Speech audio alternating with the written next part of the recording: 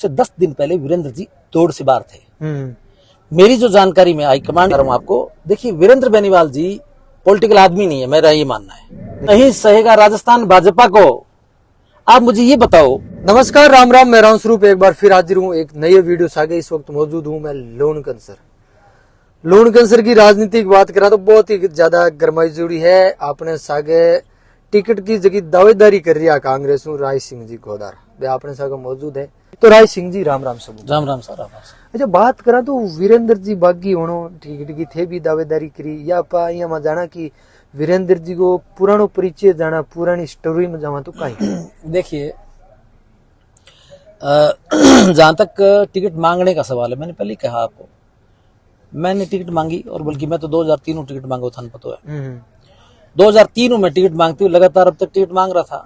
आपसे भी मिला, आपने भी इंटरव्यूज लिए, अपने गांव में भी मिले, सब जगह। और सच तो ये है कि पिछले मंगलवार को जब राजेंद्र जी मून का टिकट फाइनल हुआ ना, उससे एक हफ्ते से भी ज्यादा समय पहले, यानी उससे 10 दिन पहले वीरेंद्र जी दौड़ से बाहर थे। मेरी जो जानकारी में हाईकमांड के जो लोग थे, जो जिनके मैं टच में था, सिर्फ मेरा और राजेंद्र जी का ही मामला आपस में चल रहा था। ये बात सही है कि मैं थोड़ा देरी से मैंने क्लेम किया, इसलिए मैं सर्वे में थोड़ा पिछड़ा हुआ था। राजेंद्र जी मुझसे आगे थे, तो मुझे कतई लेश मात्र भी इस बात की शंका नहीं है, इस बात की तकलीफ नहीं है। चूंकि जो आदमी सर्वे के हिसाब से पार्टी ने टिकट दिया है, सर्वे के अंदर राजेंद्र मून चूंकि मुझसे आगे थे, मैं उनसे 3-4% कुछ पीछे था, उस लिहाज से उनको पार्टी ने सेलेक्ट किया, तो मुझे कोई तकलीफ नहीं है। हाँ, ये बात अलग है कि मैं सर्वे में आगे होता, राजेंद्र मुझसे पीछे होते, जब वो टिकट लेके आते तो बात समझ आती, नाराजगी की भी समझ आ सकती थी। अब अपन बात करें वीरेंद्र बेनीवाल जी की, तो वीरेंद्र बेनीवाल जी को जहां तक अगर मेरे से पूछते हो आप, तो सही मायने में तो इनको टिकट नहीं मांगनी चाहिए थी। वीरेंद्र बेनीवाल जी के कैंप के जो मैन, जिनको खेवनहार मैं बोलता हूं, वो गोविंद राम गोदारा हैं, जो प्रधान रहे, जो वर्तमान में ब्लॉक कांग्रेस अध्यक्ष है, मतलब कल तक थे, यूं मान सकते हैं अपन। आज तो बागी हो गए, वो भी उनके साथ है। तो गोविंद राम गोदारा ने अपने टिकट का आवेदन किया था। वीरेंद्र जी में अगर थोड़ा बहुत भी सब्र होता, उनको जब बार बार जनता रिजेक्ट कर रही है, लगातार 2 बार आप चुनाव हार चुके हो, एक चुनाव में आपकी इतनी दुर्गति हुई कि आप तीसरे नंबर पे ले गए पार्टी को, दूसरी बार आप चुनाव हार गए, आप 2 चुनाव जो लड़े, एक जगह जमानत जब्त हो गई थी, पार्टी के खिलाफ जाके चुनाव लड़ा था 2019 एमपी का। हाँ, चलिए उसमें तो उनका अलग दलील है कि साहब ज्योतिषी कहने से गए होंगे, चलो कोई इशू नहीं है। मैं तो यहाँ भी जमानत जब्त से कोई बदतर स्थिति थी।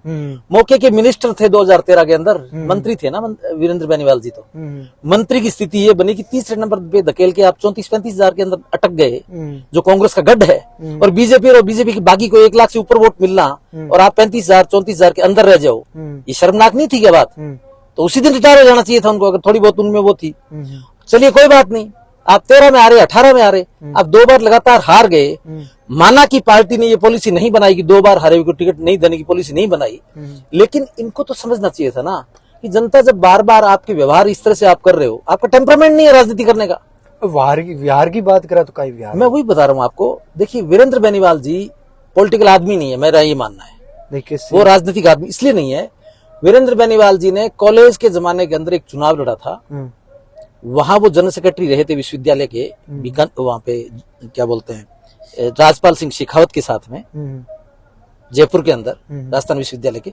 उसके बाद में वो अपना कारोबार करते थे जयपुर में, चाहे वो कैसेट का कारोबार था, चाहे चाय बेचने का था, चाहे कुछ और कारोबार था, वो अपना व्यापार कारोबार करते थे। उनका कोई सरोकार नहीं था लूटकर से। भीमसेन जी जो है वो यहाँ से थे, इसमें कोई दो राय नहीं है। और वो तो संजोग ये बना कि उनके जो दूसरे बेटे थे, डॉक्टर साहब जो थे, डॉक्टर विजेंद्र जो है, उनकी भी असामयिक मृत्यु हो गई इनके बाद में, खुद के भीमसेन जी के जाने के बाद में वो भी चले गए। तो इस ऐसी परिस्थिति में इनके अलावा कोई विकल्प नहीं था पार्टी के पास। तो ये उनके जो है अपने पिता के स्थान पे इनको पार्टी ने टिकट दे दिया, और पार्टी ने टिकट दिया तो उसमें 24-25 वोट से चुनाव आ रहे हैं बुरी तरह से। पब्लिक ने स्वीकार नहीं किया इनको, क्योंकि ये कभी थे ही नहीं पब्लिक के बीच में, है ना। ये सारी स्थिति है। उसके बाद में जो है आपको 3 में टिकट मिला, तो लोगों की सहानुभूति थी कि बेचारा हार गया, तो चुनाव जीत गए। और चुनाव ऐसे थोड़ी जीते, उस चुनाव में तो जो है वो बीजेपी के, और बीजेपी 2 भागों में बटी हुई थी। सामाजिक न्याय मंच के उम्मीदवार थे गोपाल जोशी और मानक सुराणा, 2 तरह के, बीजेपी 2 भागों में बटी हुई थी, तो बीजेपी के 2 कैंडिडेट लड़ रहे थे, ऐसे में आप चुनाव जीत गए। और दूसरा चुनाव जो 8 का चुनाव जीते, वहां बीजेपी थी ही नहीं।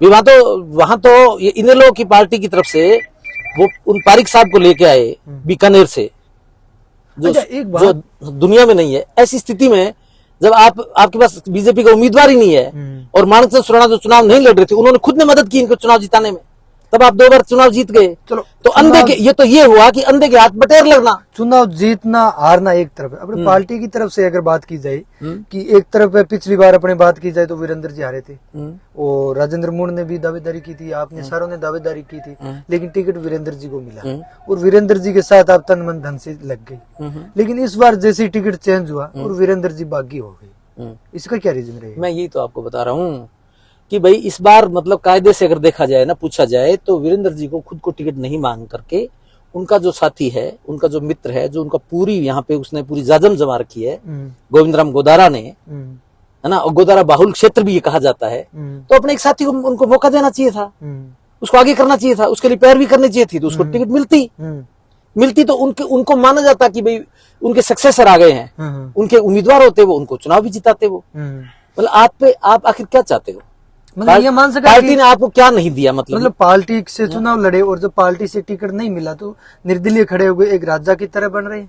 नहीं, मैं आपसे निवेदन कर रहा हूँ कि आपको पार्टी ने क्या नहीं दिया। आपने पार्टी ने आपको उपाध्यक्ष बना रखा है, प्रदेश कांग्रेस कमेटी के आप उपाध्यक्ष हो, एक अध्यक्ष तो पद बचा है, आप दूसरे नंबर की कुर्सी लिए बैठे हो और ऐसे में आप बगावत करते हो, इस तरह की बात आप करते हो तो आपको शोभा नहीं देता। और मैं तो इससे भी ज्यादा की आपकी बात कर रहा हूँ ना कि इस बार उनको टिकट ही नहीं मांगना चाहिए था, उनको टिकट क्लेम ही नहीं करना चाहिए था। भैया बात करा लूण कैंसर विधानसभा की लेके समस्या बहुत है, लूण कैंसर से बात करा तो वीरेंद्र जी, सुमित जी सारे ही रेवड़ा कैंडिडेट, और बात करा तो हर नेता आवे है कि मैं काम करूंगा, लेकिन काम करने वाला कोई को नहीं। अभी बात करा तो चुनाव है मौके का, तो कहीं वादा लेर चालो ला, कहीं जनता के बीच वादा जा रहा। देखिए मेरी बात सुनो, जहां तक वादे का सवाल है तो वादा, ये चुनाव लूण कैंसर का नहीं है, ये प्रदेश का चुनाव है, प्रदेश के अंदर, बल्कि मुझे कहना चाहिए देश का चुनाव है। 2024 के अंदर लोकसभा का चुनाव है, ऐसी शक्तियां देश पे राज कर रही हैं, उनको हटाना वहां से जरूरी है और ये सेमीफाइनल है, तो इसलिए राजस्थान में दोबारा कांग्रेस की सरकार बनना जरूरी है, नंबर 1। नंबर 2, जो राजस्थान की गहलोत सरकार ने काम किया आम जनता के लिए, चाहे वो चिरंजीवी योजना हो, चाहे महंगाई राहत के नाम पे वो 10 जो योजनाएं थी हमारी अलग अलग, वो योजनाएं लागू करने के बाद, बजट में घोषणा के बाद में वो योजनाएं धरातल पे लागू हो चुकी है, लोगों को लाभ मिलने लग गया उन चीजों का। और उसके बाद में आज 7 गारंटी और लेकर के मुख्यमंत्री जी आए हैं, आपको मालूम होगा भी, अगर मान लो सरकार दोबारा हमारी बनती है तो गारंटी के रूप में 7 गारंटी हम लेकर के आए हैं। जैसे मान लो बच्चा जैसे ही कॉलेज के अंदर आएगा उसको लैपटॉप या वो टैब देंगे, ये एक गारंटी है। महिला मुखिया को 10,000 रुपए देंगे, इस तरह की गारंटी। मेरी बात वही, मैं आपका वही उत्तर दे रहा हूँ आपको।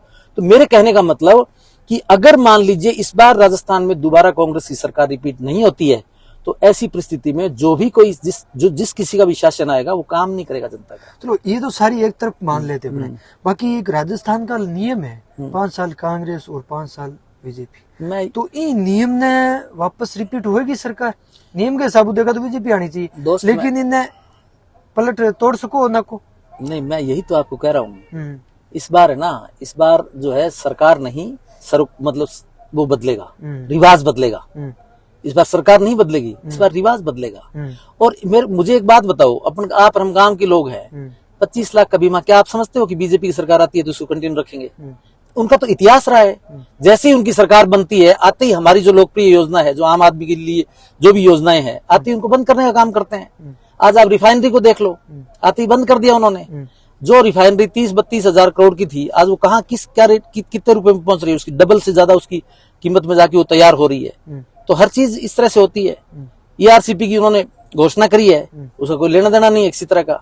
जब भी वो सरकार में आती है, हमारी जो योजना है उनका बंद करने का वो काम करते हैं। नहीं, बिजली की बात करें तो बिजली तो आपकी सरकार ने फ्री दी मान लेते हैं, लेकिन वास्तविकता में धरातल पर तो बिजली थी नहीं। ऐसा कुछ नहीं है, ऐसा नहीं है। देखिए, कोयले का जो संकट है वो पूरे देश में है और वो उसके हिस्सेदार हम भी हैं। और केंद्र की जो सरकार है, भाजपा की सरकार, वो हमारे साथ भेदभाव करती है, सौतेला व्यवहार करती है हमारे साथ।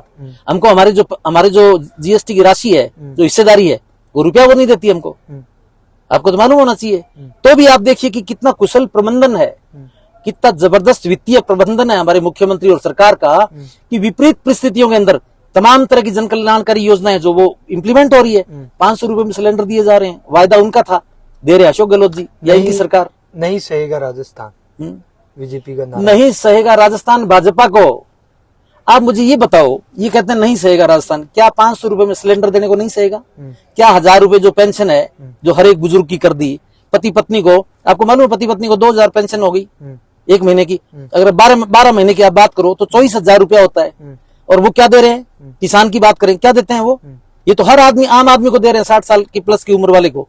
हर परिवार के मुखिया को और उनकी पत्नी को 2000 रुपया महीने का, यानी कि साल का 24,000 रुपया दे रहे हैं। और वो पूरे साल के अंदर किसान को किसान निधि कोष के नाम पे 2-2 हजार की 3 किस्तें देते हैं। वो 6,000 देते हैं, बड़े बड़े बाउंडर मचाते हैं उसके लिए, और यहाँ 24,000 दिए जिसका कोई जिक्र ही नहीं है। आप ये कल्पना करके देखिए, तो क्या ये नहीं सहेगा राजस्थान कि 24,000 मिल रहे हैं? वो 6,000 तो स्वीकार करेगा, 24,000 को स्वीकार करेगा।